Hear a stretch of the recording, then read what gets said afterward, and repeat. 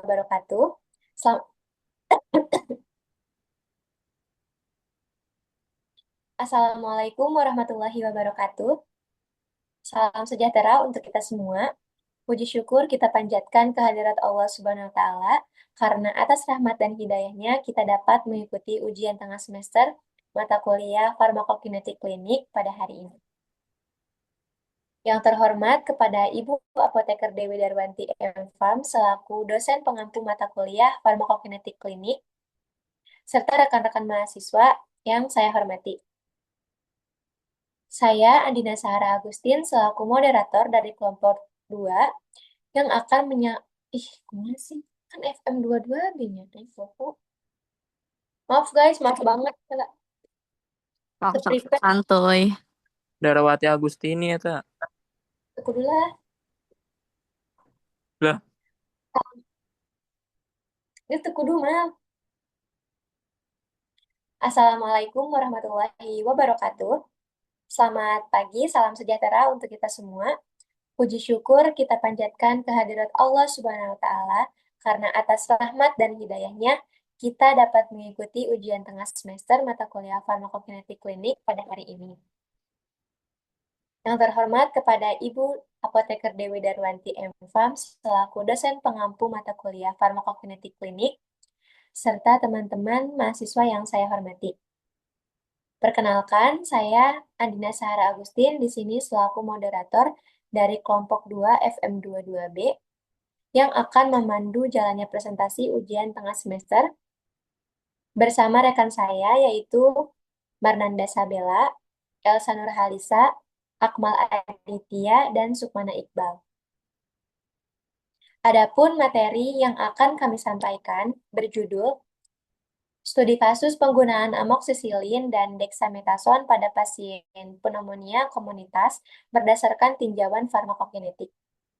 Presentasi ini mencakup jawaban dari 3 poin utama, yaitu pengaruh bentuk sediaan terhadap parameter, model, dan orde obat secara farmakokinetik.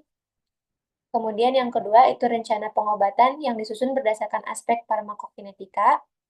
Dan yang ketiga itu alasan rasionalitas tapi dari sudut pandang ilmiah farmakokinetik. Kami berharap pemaparan ini dapat memberikan gambaran yang jelas mengenai penerapan ilmu farmakokinetik dalam perencanaan terapi pasien secara rasional.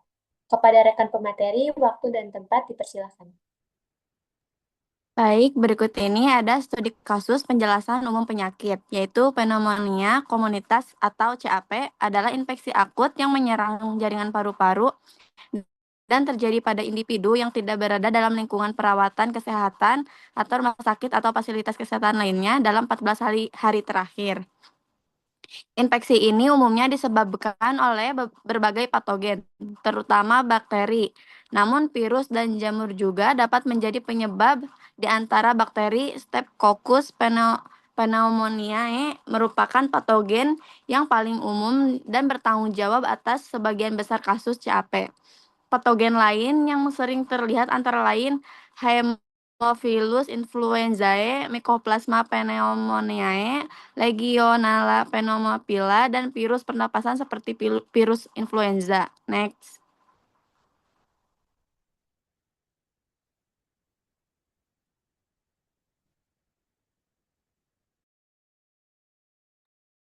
Berikutnya ada mekanisme terjadinya CAP.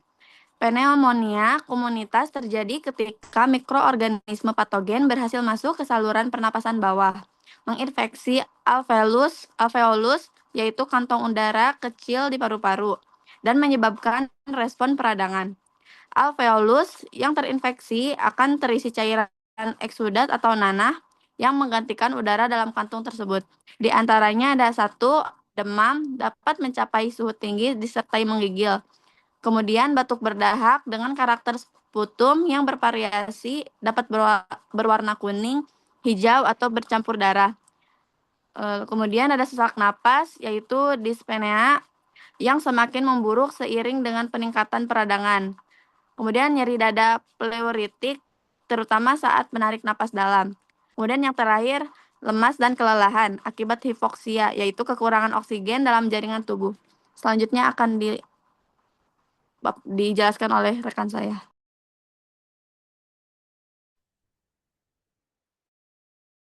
Next.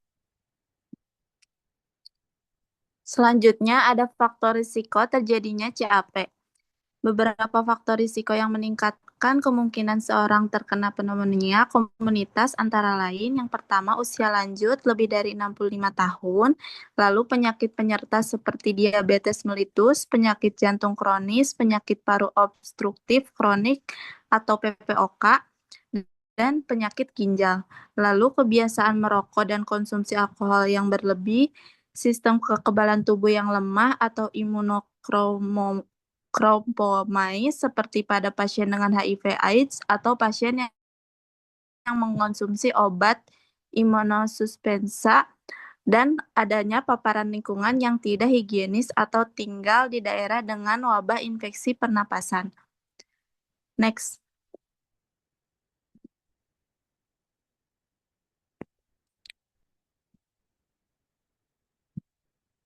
Lalu ada diagnosis dan penilaian keparahan pada CAP.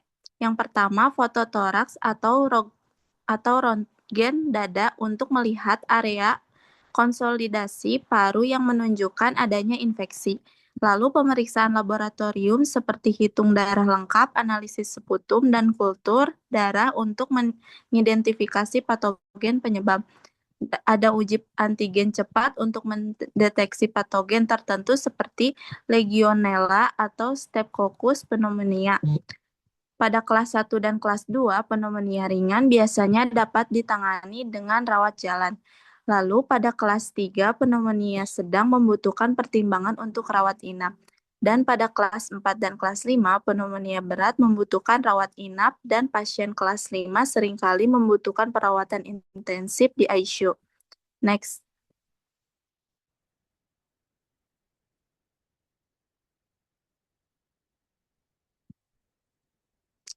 Nah, selanjutnya ada pengobatan pneumonia komunitas.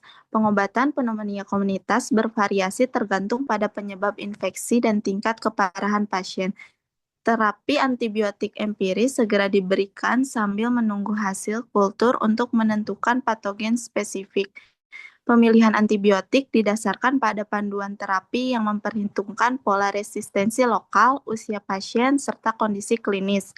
Antibiotik yang umum digunakan meliputi pertama ada penisilin atau amoksisilin untuk infeksi Streptococcus pneumonia. Lalu ada makrolida seperti azitromisin atau clarithromycin untuk infeksi Mycoplasma pneumonia dan ada fluoroquinolone seperti levofloxacin atau moxifloxacin sebagai pilihan pada pasien dengan komorbiditas. Selanjutnya akan dijelaskan oleh rekan saya.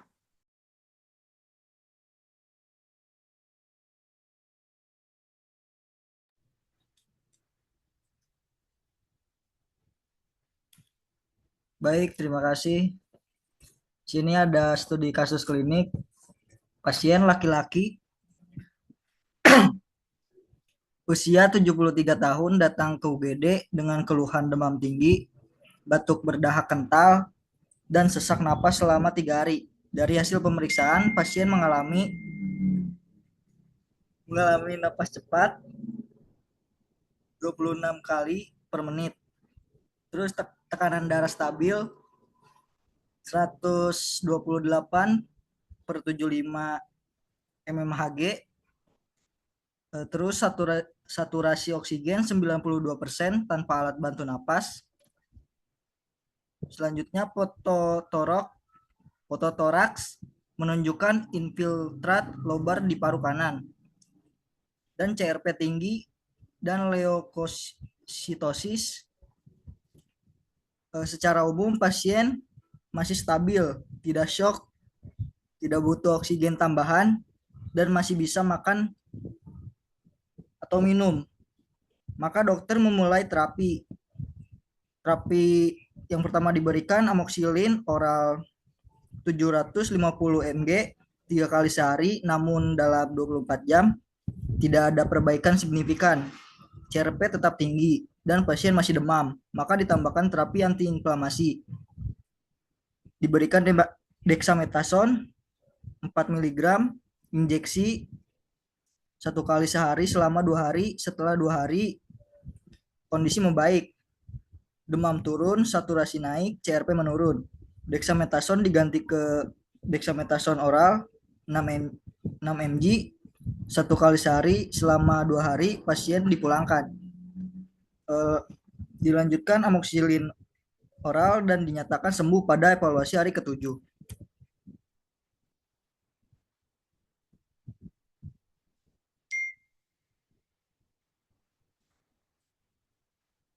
Materi selanjutnya, pengaruh bentuk sediaan terhadap parameter model dan orde farmakokinetik. Bisa dilihat dari tabel parameter bioavailabilitas amoxicillin oral 75 sampai 90%, dexamethasone oral 81%, dexamethasone 4 100%. Tmax-nya amoxicillin oral 1 sampai 2 jam, dexamethasone 2 jam, dexamethasone 4 minus 0 jam langsung sistematik. Terus parameter tes setengah jamnya amoxicillin oral 1 jam, dexamethasone 6,9 jam, dexamethasone 4 9 jam. Meskipun pasien fenomena bisa mengalami perlambatan penggosongan lambung, bioavailabilitas oral dexamethasone tetap tinggi. Farmakokinetika kompartemen 1 dan eliminasi orde pertama membuat prediksi konsentrasi sistematik mudah dilakukan. Cmax lebih cepat dicapai dengan injeksi, namun AUC serupa pada oral versus injeksi setelah koreksi dosis. Selanjutnya akan disampaikan oleh teman saya.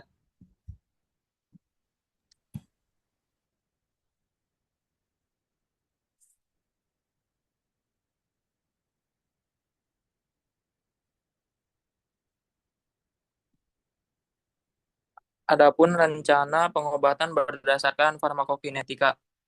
Yang pertama, fase akut HD1 sampai 2, amoxicillin oral 750 mg TID, dexamethasone 4 mg OD.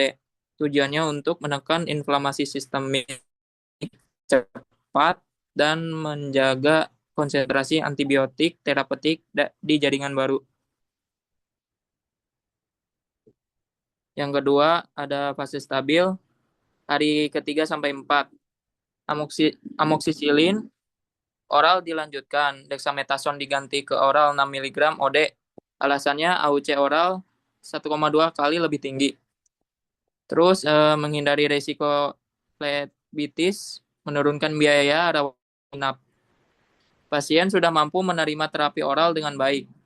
Yang ketiga ada monitoring, diantaranya pemantauan suhu, saturasi, CRP. 2. Evaluasi efek samping glukokortikoid seperti hiperglikemia atau insomnia. Terus ada tidak ada indikasi ICU atau readmisi.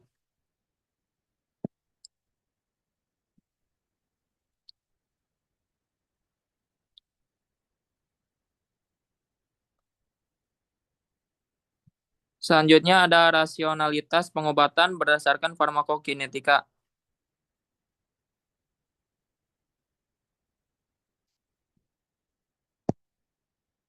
Yang pertama ada bioavailabilitas oral yang tinggi pada kedua obat, amoxicillin dan dexamethasone, memungkinkan pemberian oral efektif secara sistemik.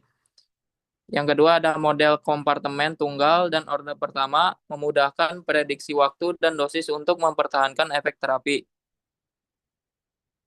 Yang ketiga, farmakokinetika dexamethasone menunjukkan bahwa AUC oral setara atau lebih besar dari injeksi 4. 774 versus 626 mikrogram. sehingga menjaga keberlangsungan efek antiinflamasi meskipun alih rute. Yang keempat, efek terapeutik yang terbukti secara klinis, penurunan CRP, perbaikan gejala, dan pemulihan pasien tanpa komplikasi. Yang kelima, efisiensi biaya dan perawatan. Di antaranya mengurangi lama rawat inap, menghindari risiko terapi injeksi, dan meningkatkan kenyamanan pasien. Yang terakhir, rekomendasi klinis berdasarkan studi valid. Di antaranya penggunaan dexamethasone sebagai terapi tambahan pada pneumonia sedang hingga berat. Terbukti menurunkan lama rawat inap dan mempercepat pemulihan. Saya kembalikan kepada moderator.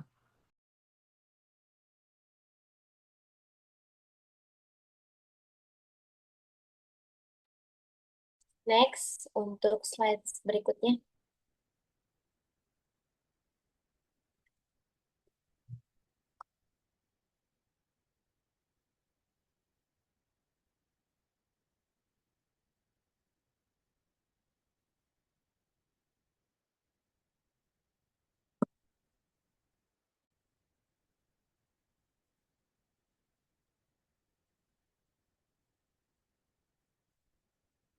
Dari pemaparan yang telah dijelaskan oleh rekan-rekan saya, terdapat kesimpulan dari presentasi kali ini, yaitu studi kasus ini menunjukkan bahwa pemilihan bentuk sediaan dan rute pemberian obat berdasarkan prinsip farmakokinetik berperan penting dalam keberhasilan terapi pneumonia komunitas pada pasien lanjut usia. Penggunaan amoksisilin oral dan dexamethasone secara bertahap dari injeksi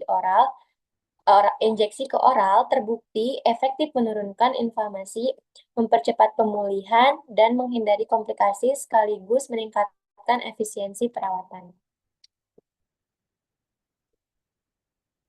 Nah, demikianlah presentasi yang telah kami sampaikan oleh kelompok 2 FM22B mengenai studi kasus pneumonia komunitas ditinjau dari aspek farmakokinetik. Kami mengucapkan terima kasih sebesar-besarnya kepada Ibu Apoteker Dewi Darwanti MPharm atas perhatian dan waktunya. Kami juga mengucapkan terima kasih kepada rekan-rekan yang telah menyimak.